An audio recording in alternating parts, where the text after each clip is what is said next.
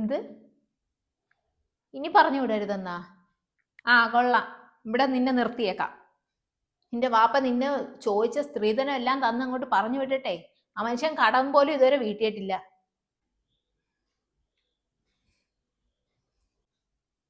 എത്ര ലക്ഷം രൂപയുടെ കടമാണെന്നറിയോ? നീ പറഞ്ഞ കണക്ക് എന്താ മെഹന്തി, അത് ഇത് എന്ന് വേണ്ട എല്ലാ രീതിയിലുള്ള എല്ലാ ആഘോഷവും നടത്തി എന്തൊക്കെയായിരുന്നു ആർഭാടം.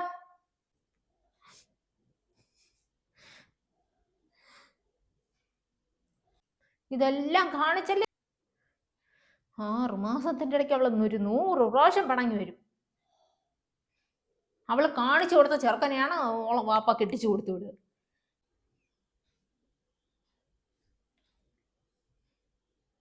എന്നിട്ട് 100 പ്രാവശ്യം അവള് പിണങ്ങി വരും. വൈകുന്നേരം ആവുമ്പോഴത്തേക്ക് ഇവിടുന്ന് പൊയ്ക്കോളാം.